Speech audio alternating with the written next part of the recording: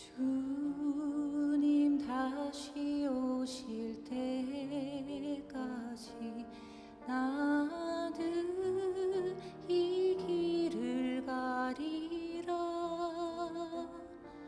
좁은 문 좁은 길 나의 십자가 지고 주님 다시 오실 때까지 나는 이 길을 가리라. 좁은 길 나의 십자가 지고 나의 가는 이 길 끝에서 나는 주님을 보리라. 영광의 내 주님 나를 맞아주시니 주님 다시 오실 때까지 나는 일어나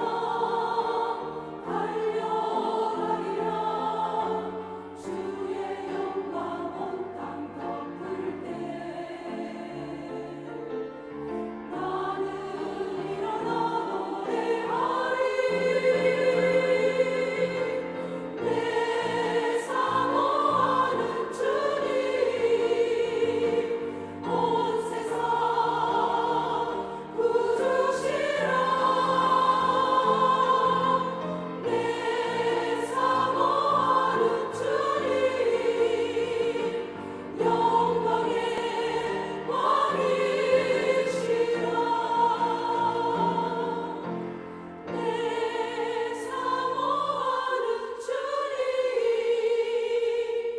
온 세상 구주시라. 내 사모하는 주님 영광의 왕이시라. 영광의 왕이시라. 영광의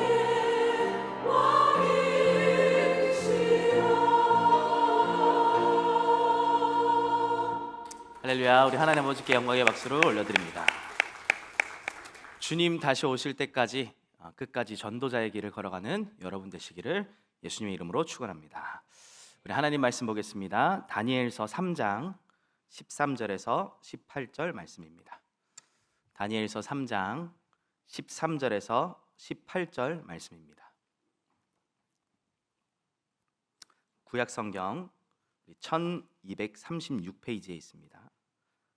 다니엘서 3장 우리 13절에서 18절 말씀입니다.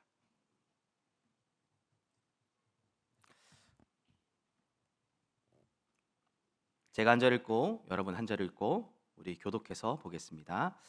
느부갓네살 왕이 노하고 분하여 사드락과 메삭과 아벳느고를 끌어오라 말하매 드디어 그 사람들을 왕의 앞으로 끌어온지라. 느부갓네살이 그들에게 물어 이르되 사드락 메삭 아벳느고야 너희가 내 신을 섬기지 아니하며 내가 세운 금신상에게 절하지 아니한다 하니 사실이냐. 이제라도 너희가 준비하였다가 나팔과 피리와 수금과 사면금과 앙금과 생황과 및 모든 악기 소리를 들을 때 내가 만든 신상 앞에 엎드려 절하면 좋거니와 너희가 만일 절하지 아니하면 즉시 너희를 맹렬히 타는 풀무불 가운데에 던져 넣을 것이니 능히 너희를 내 손에서 건져낼 신이 누구이겠느냐 하니 사드락과 메삭과 아벳느고가 왕에게 대답하여 이르되 느부갓네살이여 우리가 이 일에 대하여 왕에게 대답할 필요가 없나요? 우리 두 절 함께 읽습니다. 왕이여 우리가 섬기는 하나님이 계시다면 우리를 맹렬히 타는 풀무불 가운데서 능히 건져내시겠고 왕의 손에도 건져내시리이다. 그렇게 하지 아니하실지라도 왕이여 우리가 왕의 신들을 섬기지도 아니하고 왕이 세우신 금 신상에게 절하지도 아니할 줄을 아옵소서.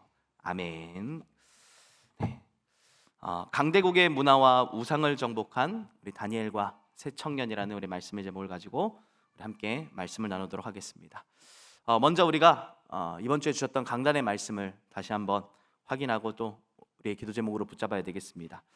여러분들은 한 주간 여러분들의 신앙의 위치를 확인하며 살아가고 계십니까? 지금 내가 어디에 있느냐, 이게 참 중요하죠. 지금 내 상황이 어떠하고 내 문제가 어떠하고 또 내 위치가 어떠하냐, 이것 이전에 지금 나의 영적인 상태가 어떠하며 지금 나의 신앙의 위치가 어떠하냐가 사실 모든 것을 좌우합니다. 다윗을 보시면 어마어마한 어려움과 위기 가운데 또 광야 가운데 있었습니다. 그 가운데에서도 승리할 수 있었던 비밀은 무엇이냐? 날마다 하나님께 질문할 수 있었던 위치 가운데 있었던 것입니다.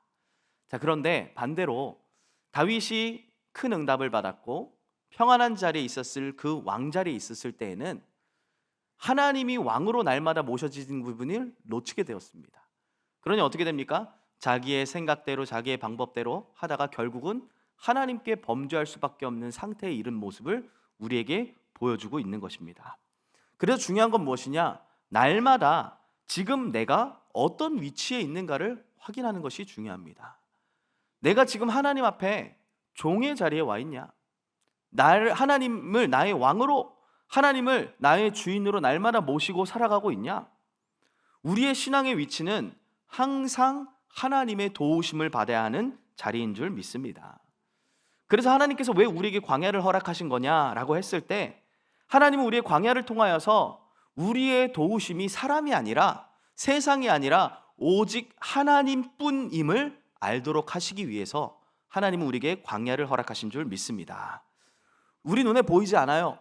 그렇기 때문에 잘 이해할 수 없고 또 우리의 눈에 보이지 않기 때문에 잘 내 것으로 붙잡지 않을 수도 있습니다. 그러나 분명합니다. 하나님은 눈에 보이지 않는 하나님의 나라의 응답으로 지금도 우리와 함께하고 계시는 줄 믿습니다.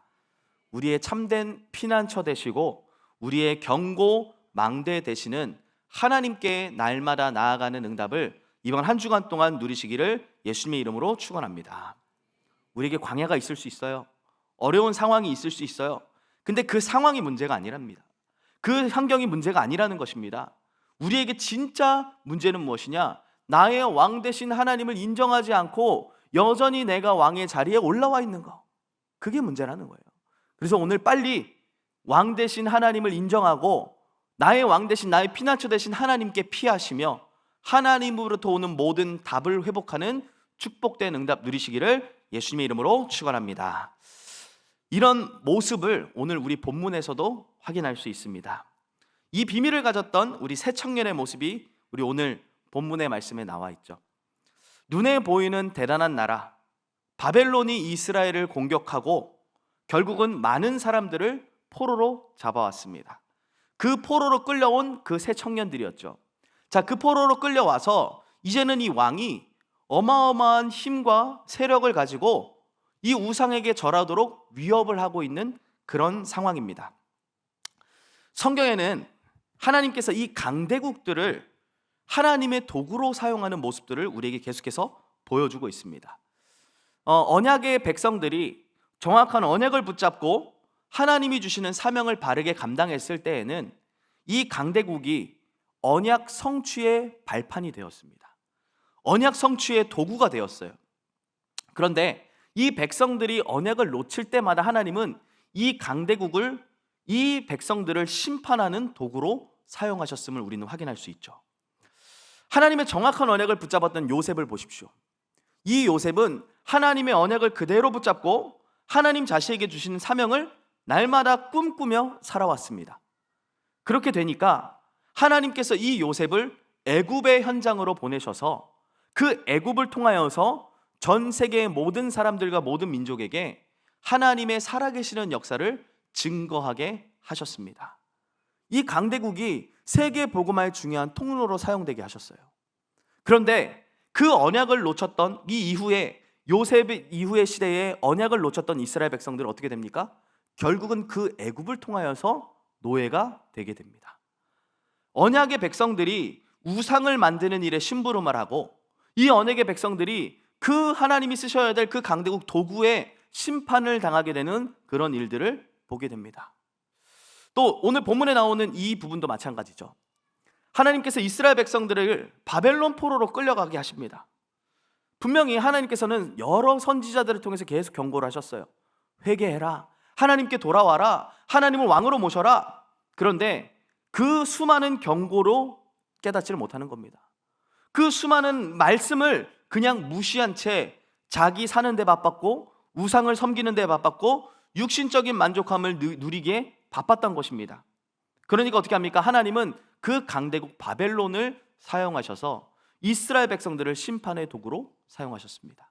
자, 그 가운데에서도 하나님은 그 언약 붙잡은 사람들, 오늘 이 세 청년과 다니엘과 에스더를 통해서 하나님의 살아계시는 역사를 나타내셨음을 우리에게 보여주고 있습니다. 또 신학에 들어와서도 마찬가지죠. 신약 성경에서도 이스라엘 백성들이 이 언약을 놓치고 율법과 전통에 빠졌습니다. 그래서 그리스도를 깨닫지 못해요. 그냥 자기의 육신에 배부른 거 채우기에 바빴고요, 육신에 복 받는 데 바빴고요, 사람들에게 인정받고 자리 차지하는 데 바빴습니다.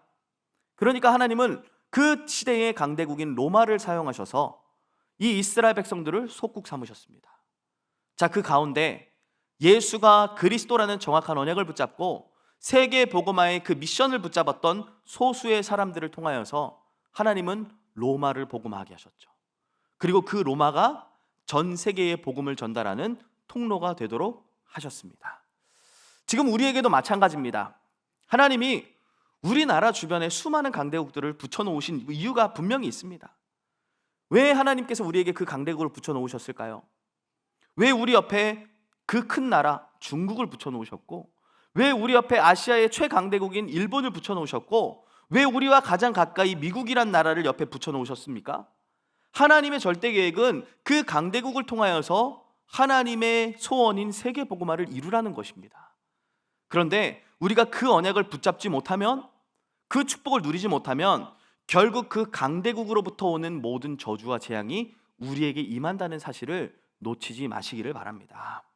그래서 오늘 이 전 세계의 강대국을 통하여 하나님의 살아계심을 나타냈던 이 세 청년들과 이 다니엘이 붙잡은 증거가 무엇이고 그 비밀이 무엇인지를 우리가 함께 확인하면서 우리 렘넌트들이, 또 우리 모든 성도들이 전 세계 살릴 절대 망대로 새롭게 시작하는 은혜가 있기를 예수님의 이름으로 축원합니다.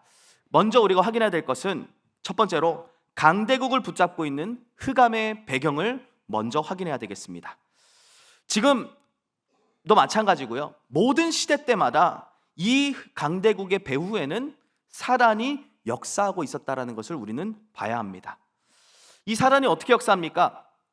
지금도 세상의 권세자들과 주관자들과 통치자들을 이용하여서 전 세계의 저주와 재앙의 역사를 전달하고 있다는 사실을 우리가 봐야 합니다. 에베소서 6장 12절에 이렇게 말씀하죠. 우리의 씨름은 혈과 육을 상대하는 것이 아니요 통치자들과 권세들과 이 어둠의 세상 주관자들과 하늘에 있는 악의 영들을 상대함이라. 세상의 주관자 사단 마귀가 지금도 권세자들, 통치자들을 사용하고 있다라는 것입니다. 우리가 출애굽기를 보면 사단의 역사가 어떠한지를 정확하게 볼 수 있습니다. 우리가 바로 왕을 빗대어서 사단이라고 표현을 하고, 또 세상이라고 표현한, 애굽을 보면서 세상이라고 표현하지 않습니까? 자, 그 바로 왕이 어떠했습니까? 전 세계의 우상의 역사와 저주와 재앙을 전달하는 일에 가장 앞장섰던 사람이었습니다. 자, 그래서 하나님께서는 모세를 보내셔서 그 우상을 꺾는 역사들을 계속 보여주셨죠. 그때마다 바로가 뭐 했습니까? 그 앞에 항복했어요. 그리고는 이스라엘 백성들을 다시 보내려 하다가 그 마음이 강팍해지고 완악해져서 절대로 포기하지 않았죠. 그때 언제 이 바로왕이 포기를 하게 됩니까? 양의 피를 바르는 그 순간, 그 오직의 비밀을 이스라엘 백성들에게 전달하기 위해서 하나님은 그 역사를 진행하셨고, 그 양의 피를 바르는 그 순간에 완전히 무릎 꿇고 이스라엘 백성들을 출애굽하게 했습니다. 그만큼 이 사라는요, 그 권세자를 이용하여서 이 세상의 임금인 척, 세상의 신인 척 하면서 저주와 재앙을 계속해서 주고 있다라는 사실을 기억하셔야 됩니다. 그리고 복음 가진 하나님의 사람들을 계속해서 대적하고 있다라는 사실을 우리가 바르게 확인해야 됩니다. 자, 이들이 그럼 어떻게 하고 있습니까? 지금도 하나님 없는 세상의 문화와 사상들을 움직이고 있다라는 것을 우리가 봐야 합니다. 이 사라는요, 여러 가지 정치와 경제와 문화, 또 지식, 언론들을 이용하여서 하나님 없는 이 문화와 사상들을 계속해서 심어주고 있습니다. 하나님을 모르게 하고 있고요, 하나님과 멀어지게 하고요, 하나님을 믿지 못하도록 하는 여러 가지 제도와 법들을 계속해서 만들어내고 있습니다. 오늘 이 본문에 이 느부갓네살 왕이 자기의 신상을 만들어 놓고 그 두라 평지에다가 딱 세워놨습니다. 그 신상을 만들었을 때의 그 낙관식에 그 바벨론을 다스리는 모든 고관들, 관직 맡은 자들을 다 불러 모읍니다. 그리고 뭐합니까? 그 신상 앞에 절하라고 합니다. 여러분, 이 사람들이 어떤 사람들이에요? 바벨론 나라 전 세계를 움직이면서 제도를 만들고 법을 제정하는 사람들입니다. 자, 이들이 사단이 만들어 놓은 그 우상 숭배 가운데에 모든 영향을 받으면서 제도를 만들고 또 법을 제정한다.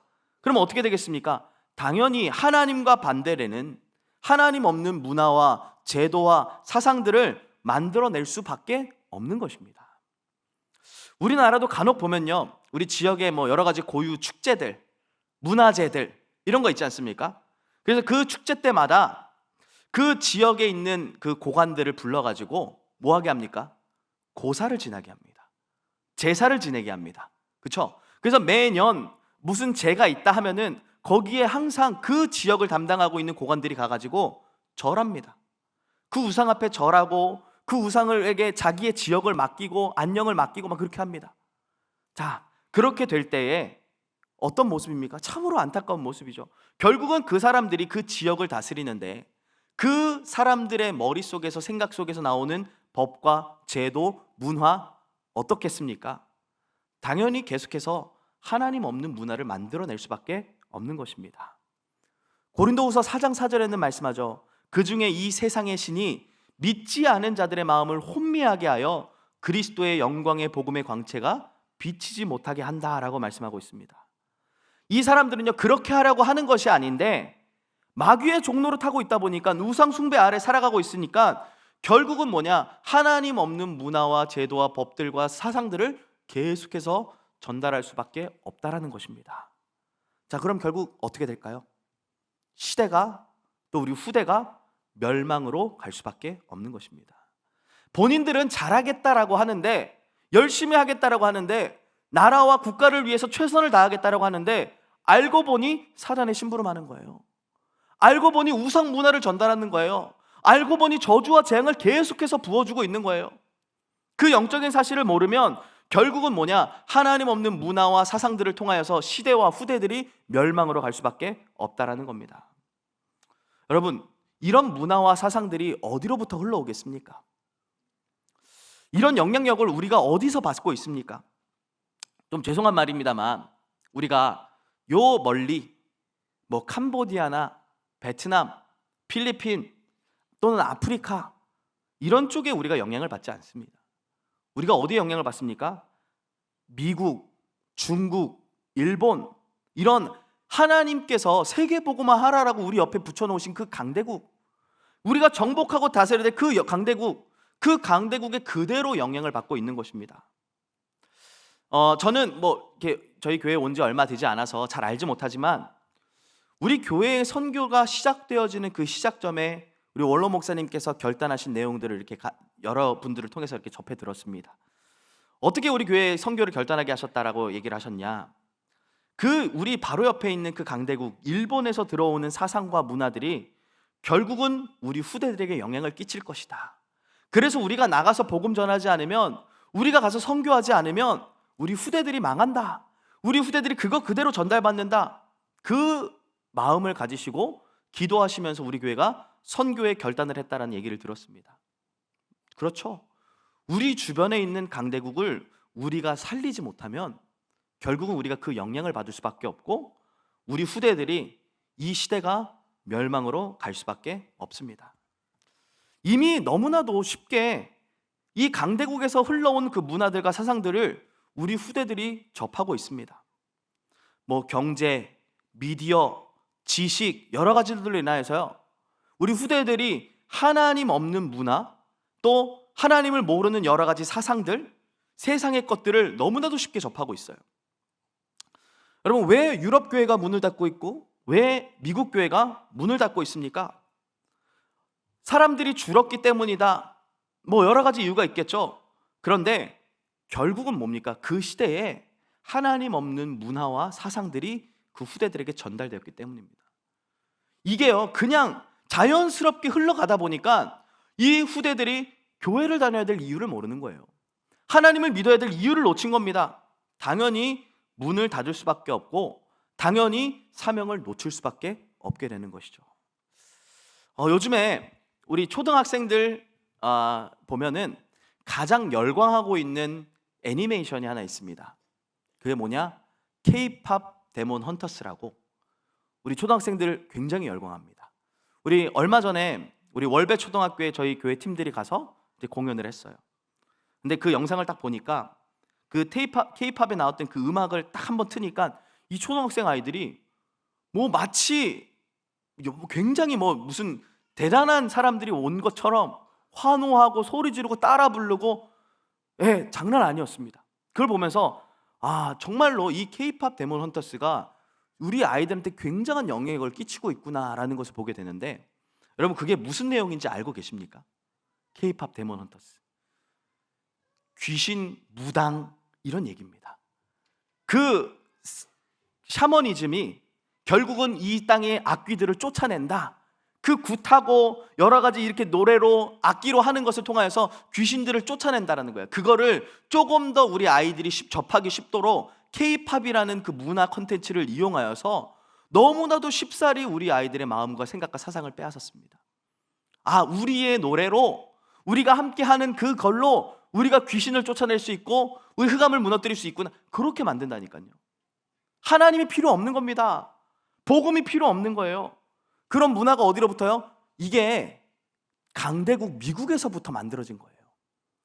그 우리나라 문화를 이용하여서 그 강대국에서 만들어낸 그 애니메이션이 지금 우리나라를 강타해가지고 지금 초등학생들이 전부 그거에 영향을 받고 있습니다. 그 샤머니즘 아무도 거부하지 않아요. 모든 아이들이 거기에 막 난리가 납니다. 그만큼 강대국에서 흘러온 문화와 사상들이 지금 우리 후대들을 멸망으로 끌고 가고 있다는 것을 우리가 빨리 눈을 떠야 됩니다. 여러분, 왜 금토일 시대입니까? 왜 세 가지 뜰입니까? 강대국에서 이용하여서 만들어낸 그 문화와 사상들이 우리 후대들을 집어삼키지 않도록 우리가 생을 걸어야 됩니다. 그냥 교육부서에서 열심히 해서 금토일 시대 잘 준비하세요, 아이들을 한번 잘 만들어 보세요, 우리가 그렇게 해서는 안 돼요. 온 교회가 하나 되어서 이건요 후대 전쟁이고 문화 전쟁입니다. 우리가 진짜 생을 걸고 우리 후대들이 그 흘러나오는 그 문화 속에서 휩쓸려 가지 않도록, 그 저주와 재앙의 흐름을 따라가지 않도록 우리가 전쟁해야 되는 것입니다. 그래서 진짜 기도로 함께 해주시고요, 이 강대국에서 흘러나오는 그 문화와 사상들을 막을 수 있도록 우리 렘넌트들을 빨리 서밋으로 키워야 될 줄 믿습니다. 우리 후대들이 어릴 때부터 세상의 문화가 아니라 오직 복음의 문화 속에서 자라나도록, 세상의 방법이 아니라 세상의 지식이 아니라 그리스도를 아는 비밀과 지식을 가지고 모든 세상의 지식을 뛰어넘을 수 있도록, 그리스도의 비밀의 능력을 가지고 세상을 정복할 수 있도록 우리가 금토일 시대의 대로를 열고 세 가지 뜰의 대로를 열어야 될 줄 믿습니다. 여기에 우리가 생을 걸어야 합니다. 전쟁입니다, 전쟁. 지금 전쟁하는데 우리가 가만히 있어서 되겠습니까?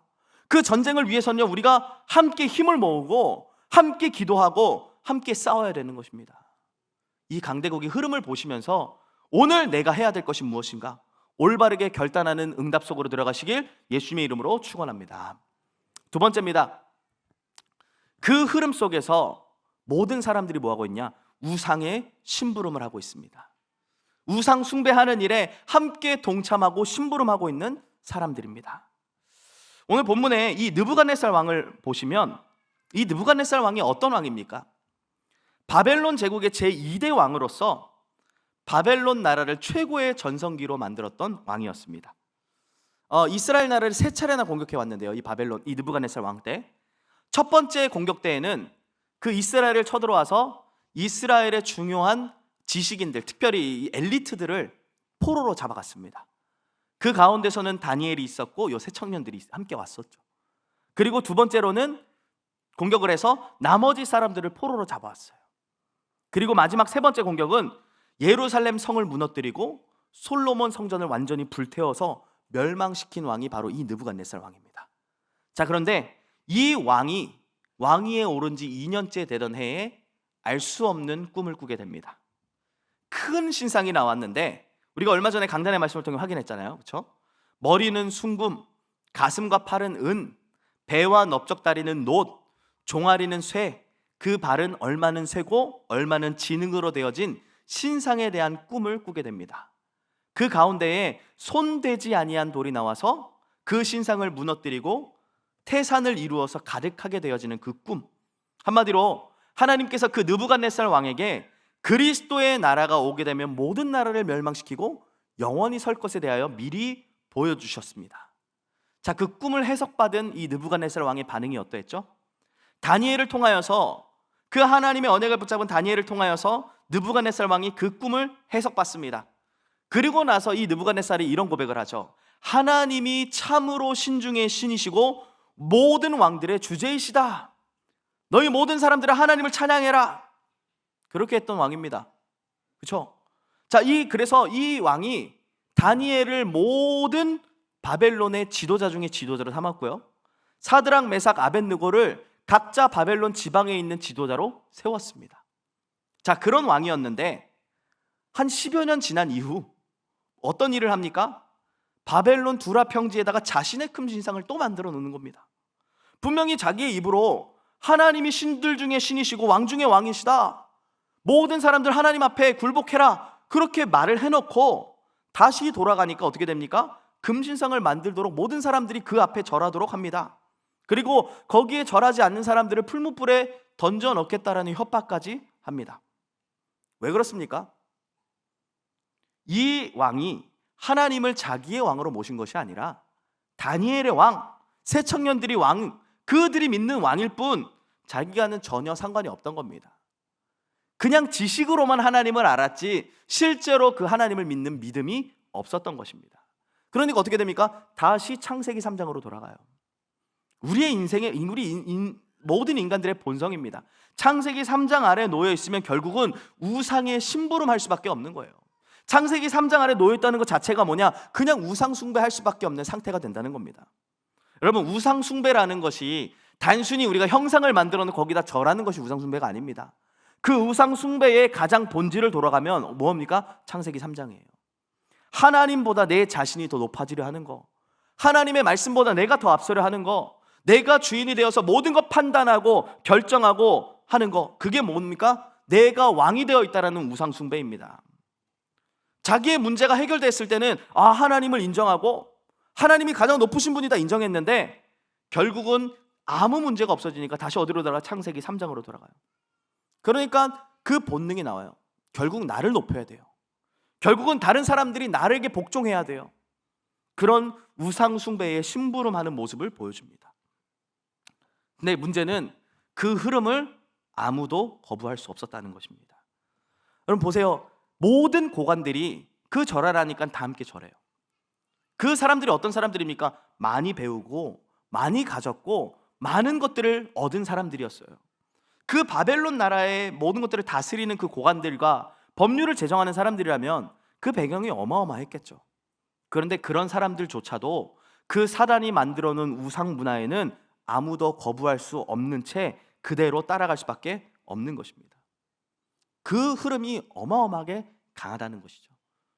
우리에게 다른 힘이 없으면, 우리에게 다른 능력이 없으면, 다른 비밀이 없으면 결국은 모두가 그 흐름을 따라 살아갈 수밖에 없다는 겁니다. 세상이 지금 우리한테도 그렇게 말하고 있죠. 아니, 모두가 다 하나님 없다라고 말하는데, 교회 왜 가냐 이렇게 말하는데, 모두가 다 너의 주인은 너다 이렇게 말하는데 굳이 교회 그렇게 가야 되냐? 아니, 시험 공부하는 친구들, 아니 시험 공부할 시간도 얼마 없는데 굳이 그렇게 교회 가가지고 하루 종일 예배 드려야 되냐? 여러 가지 말들과 사상들로 우리를 그 거부할 수 없는 그 흐름들을 만들어내고 있습니다. 요즘에 우리 좀 젊은 우리 친구들 보시면요, MZ 세대라든지 또 우리 젊은 우리 청년들, 신혼부부들, 그들이 가지고 있는 사상들을 보면요, 굉장히 그 하나님과 반대되어 있는 사상과 생각들을 가지고 있는 사람들이 너무나 많습니다. 특별히 우리 이렇게 다른 밖에서 그런 게 아니라, 제가 이제 몇몇 우리 아이들한테 이렇게 이렇게 질문을 하게 돼요.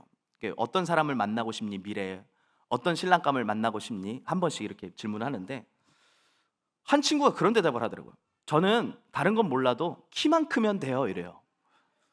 저를 보면서 그런 얘기를 하더라고요.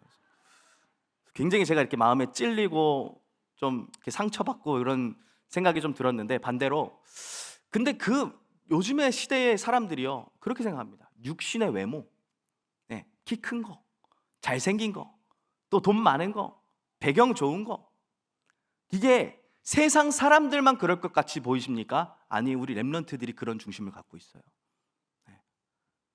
그렇다니까요. 이미 와 있어요. 그리고 젊은 신혼부부들 어떻습니까? 요즘에 결혼하는 문화를 보면요, 주례라는 게 없어요. 그렇죠? 그냥 둘이 잘 살면 돼요. 함께 예배 드리는 거, 그건요 상상도 할 수 없는 일들입니다. 그들이 그래서 한 가정을 이룹니다. 아이를 낳으면 어떻게 되겠습니까? 아니, 심지어 아이도 낳지 않아요. 우리끼리 잘 먹고 잘 살고 우리끼리 행복하면 됐지. 근데 과연 그 결혼 생활이 행복합니까? 지금 하나님 없는 문화와 사상들이 지금 젊은 세대들을 완전히 사로잡고 있다는 거예요. 근데 이거에 대해서 조금 이렇게 얘기하면 뭐라 얘기합니까? 꼰대라는 얘기 듣잖아요. 아재라는 얘기 듣잖아요. 그러니까 이게 자기와 반대되어 있는 사상들을 가르치고 전달하는 거에 대하여 굉장히 거부감을 갖고 있는 세대입니다. 이미 자기들이 생각해 놓은 거, 이미 자기들이 확신하는 거, 그게 맞다라고 다른 거 받아들이지 않는 그런 세대예요. 이게 얼마나 무섭습니까? 나중에 되면요, 이게 결국은 하나님 없이, 복음 없이 우리 괜찮아, 창세기 3장으로 돌아갈 수밖에 없게 되는 겁니다. 여러분, 초대교회 성도들을 보시면 그 당시에 예수 믿으면 어떠했습니까? 가정과 가문에서도, 사회에서도, 경제적으로도 큰 어려움을 당하게 됩니다. 모든 사람들이 핍박을 하고 위협하고 죽이기까지 했습니다. 그런데 그 어마어마한 흐름 속에서도 이들은 무릎 꿇지 않았죠. 이들은 자기가 붙잡은 것을 끝까지 붙잡고 세계에 복음화하는 일에 자기의 생을 걸었던 모습을 우리에게 보여주고 있습니다. 여러분, 아무리 강하고 막을 수 없는 흐름이라 할지라도 그것을 이길 수 있는 방법은 오직 믿음인 줄 믿습니다. 로마서 1장 16절에서 17절에 바울이 이렇게 고백합니다. 내가 복음을 부끄러워하지 아니하노니 이 복음은 모든 믿는 자들에게 구원을 주시는 하나님의 능력이 됨이라. 먼저는 유대인에게 그리고 헬라인에게로다 하면서요, 이 복음에는 하나님의 의가 나타나서 믿음으로 말미암아 믿음에 이르게 한다 합니다. 그래서 오직 의인은 무엇으로요? 믿음으로 말미암아 살리라. 세상의 강한 흐름 가운데 승리할 수 있는 비밀이 무엇이냐? 오직의 믿음입니다. 히브리서 11장을 보시면 이 강한 흐름 속에서도 승리했던 사람들의 모습을 나열하고 있습니다. 자, 그 사람들이 세상을 뛰어넘고 모든 것들 속에서 승리할 수 있었던 그 비밀을 말하고 있는데 그게 무엇이었습니까? 믿음이었습니다. 히브리서 11장 38절에는 그 믿음으로 승리한 사람들을 어떻게 표현합니까? 이런 사람들은 세상이 감당하지 못할 사람들이다, 이렇게 표현해요. 세상에 어마어마한 문화, 하나님 없는 사상, 우상의 세력들이 흘러 들어온다 할지라도 그것을 이길 수 있는 해답은 무엇이냐? 믿음이라는 것입니다. 오늘 본문에 나온 새 청년의 믿음이 어떠했습니까? 우리가 섬기는 하나님이 계시다면 우리를 맹렬히 타는 풀무불 가운데서 우리를 능히 지키실 줄 믿습니다 하고 도전한 거예요. 그리고 어느 정도였습니까? 그리하지 아니하실지라도 나는 왕이 섬기는 그 신들 섬기지 않겠습니다. 그 신상 앞에 절하지 않겠습니다 라는 믿음의 고백을 한 겁니다. 세상의 어마어마한 흐름 가운데서도 이길 수 있는 힘이 무엇이냐? 믿음이라는 것입니다. 예수님께서 요한복음 16장 33절에도 말씀하셨죠. 너희가 세상에서 환난을 당하나, 환난이 없다라는 게 아니에요. 핍박이 없다라는 게 아니에요. 여러 가지 거부할 수 없는 흐름들이 들어온다는 얘기예요. 그러나 뭐라 말씀하십니까? 담대하라, 내가 세상을 이기었노라. 우리는 이 사실을 믿고 도전하는 것입니다. 세상을 이기신 예수 그리스도가 지금 나와 함께 하시고, 지금 나의 배경이 되시고, 지금 나의 모든 상황 가운데 인도하고 계시기 때문에 그 그리스도가 나와 함께 하시는 비밀로, 그 믿음으로 도전하여서 이기시기를 예수님의 이름으로 축원합니다. 이 믿음이 우리에게 먼저, 그리고 우리 후대들에게 전달되어야 될 줄 믿습니다. 그래서 세 번째로 우리가 확인해야 될 것이 무엇이냐? 세상보다 더 큰 하나님 나라의 배경을 가지고 살라는 것입니다. 여러분, 이 배경은 우리가 매일 확인해야 됩니다. 여러분, 이 세 청년들이, 그리고 다니엘이 이런 핍박과 어려움 가운데서도 흔들리지 않았던 이유가 무엇이겠습니까? 여러분, 이들은요, 그 어마어마한 강대국과 그 흐름, 그 막을 수 없는 그 세력, 그것보다 더 큰 하나님 나라의 배경을 날마다 확인하고 있었던 것입니다. 세상이 아무리 강하다 할지라도, 그 강대국의 흐름이 아무리 대단하다 할지라도 나는 세상보다 더 큰 하나님 나라의 배경 속에 있는 사람이다. 이게 날마다 확인되어 온 거예요. 여러분들 어떤 배경을 가지고 살아가십니까? 이번 주 우리에게 주셨던 강단 말씀과도 그대로 연결되지 않습니까? 우리의 시민권은 어디예요? 하늘에 있는지라. 빌립보서 3장 20절의 말씀처럼 오늘도 우리는 뭐예요? 천국 시민권자로 살아가는 사람들입니다. 하나님 나라의 배경을 누리며 살아가는 사람들입니다. 그래서 오늘 나의 삶의 이유와 목적은 이 땅에 하나님의 나라를 이루고 하나님 나라의 일을 전달하는 것입니다. 이걸요, 우리가 날마다 확인하는 겁니다. 여러분, 이게요, 새 청년들에게 먼저 확인되어지니까 그 어마어마한 흐름 가운데, 핍박 가운데 흔들리지 않을 수 있었던 겁니다. 다니엘도 마찬가지였죠. 이 이후에 다니엘서 6장에 보시면 많은 사람들이 다니엘을 그 자리에서 내려앉히기 위하여, 멸망시키기 위하여 계획을 짭니다. 그리고 그 다리오 왕 외에 다른 신에게 절하거나 기도하면 당장 사자굴로 집어넣겠다라는 조서를 꾸밉니다. 그걸 알았어요, 다니엘도. 그런데 다니엘이 어땠습니까? 전에 하던 대로 매일 하루에 3번씩 그 하나님을 바라보면서 기도했다라고 말하지 않고요, 하나님께 감사했다라고 얘기해요. 감사했다. 기도했다와 감사했다라는 차이가 어마어마한 거 아닙니까? 왜 감사할 수 있습니까? 확신이 있었기 때문이에요. 아, 내가 사자굴에 들어갈지라도 하나님 나를 지키시겠구나. 그렇게 안 해도 나는 승리할 수 있겠구나.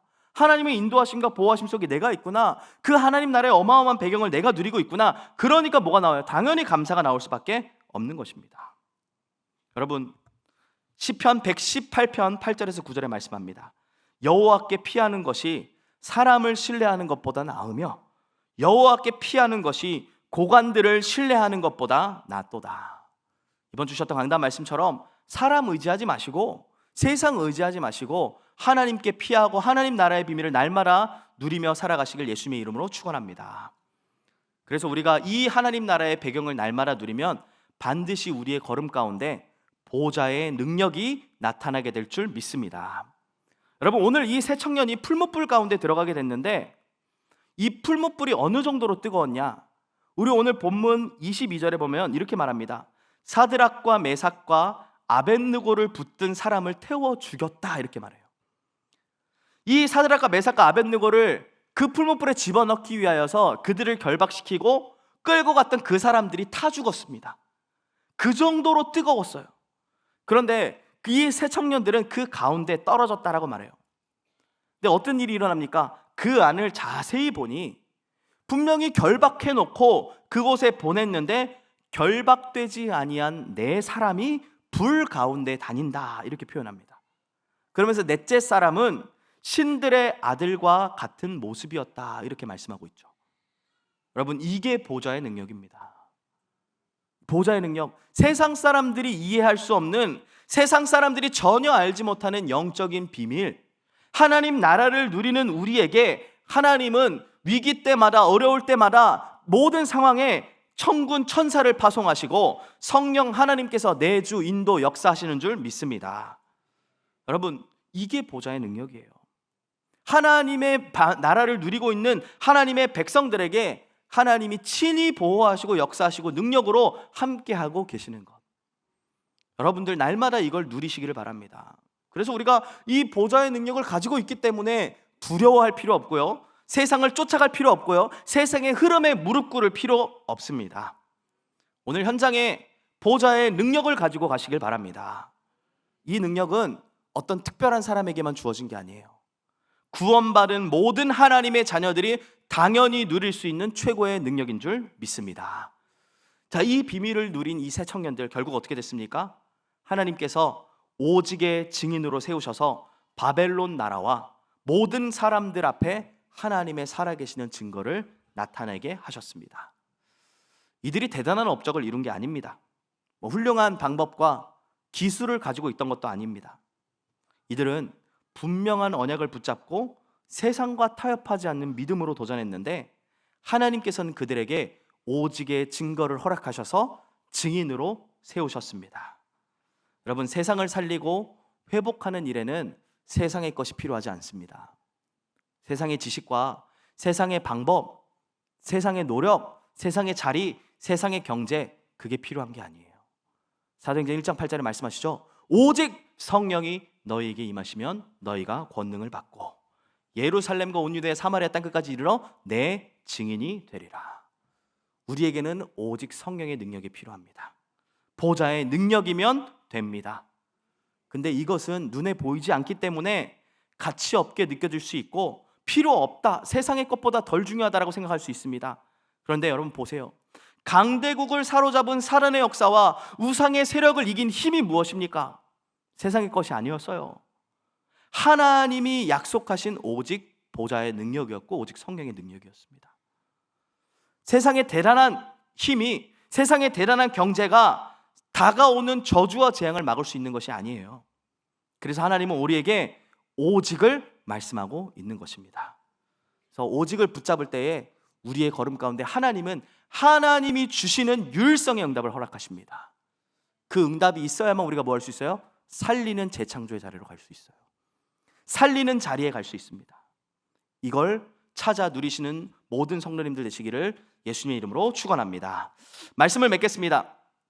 여러분, 사단을 잘 보면요, 사단은 눈에 보이는 것을 이용하여서 눈에 보이지 않는 영적인 것들을 다 빼앗아 갑니다.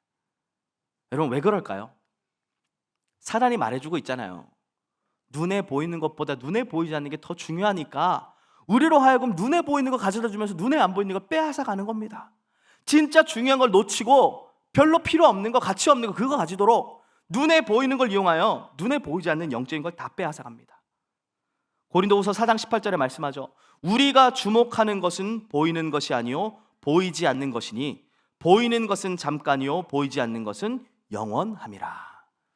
여러분, 세상의 틀을 바꾼 남은 자들이 붙잡았던 것은 눈에 보이지 않았던 영적인 비밀과 영적인 힘이었습니다. 이것이 세상의 틀을 바꾸고 세상의 강대국들과 그 어마어마한 힘을, 그 세상의 것들을 정복한 비밀이었습니다. 오늘 믿음으로 눈에 보이지 않는 영적인 비밀, 하나님 나라와 보좌의 능력을 나의 응답으로 가지고 돌아가시길 예수님의 이름으로 축원합니다.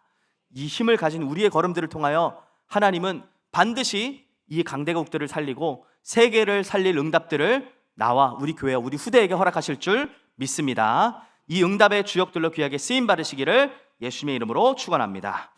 이제는 만왕의 왕이신 우리 주 예수 그리스도의 은혜와 하나님 아버지의 극진하신 사랑하심과 성령 하나님의 내주 인도 역사 충만케 하심이 하나님 나라의 배경 속에서 보좌의 능력을 가지고 저 강대국을 살리며 시대와 후대를 살리기를 소원하는 사랑하는 모든 주의 백성들 머리 위에, 그들이 가는 모든 현장 위에, 또 우리가 놓고 기도하고 있는 저 237 캠프 현장 위에 이제로부터 영원토록 함께 있을지어다.